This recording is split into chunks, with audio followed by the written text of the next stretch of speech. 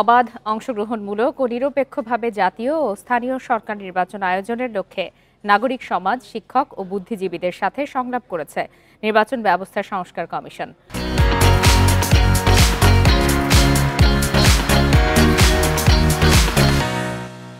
সকালে নির্বাচন কমিশন সচিবালয়ে মত বিনিময় সভা অনুষ্ঠিত হয়। এতে না ভোট ফিরিয়ে আনা, নির্বাচন সংশ্লিষ্ট মামলা নির্বাচন কমিশনের নিষ্পত্তি, স্বচ্ছতা নিশ্চিত করা সহ বেশ কিছু পরামর্শ দেন নাগরিক সমাজের প্রতিনিধিরা।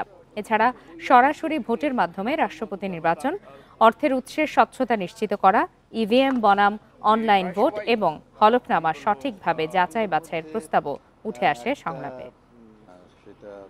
মনে হলো যে সকলে রেখেও আমাকে এখানে আসতে হয়েছে।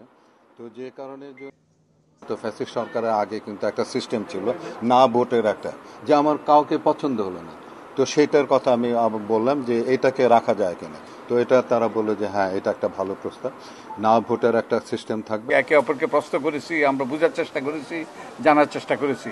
তো এই আলোচনা থেকে যেটা সুস্পষ্ট হলো যে প্রায় সবাই, আমি বলবো কেউ এর বিরোধিতা করে নাই আমাদের তত্ত্বাবধায়ক সরকারের প্রয়োজনীয়তার কথা। সবাই একমত ছিল।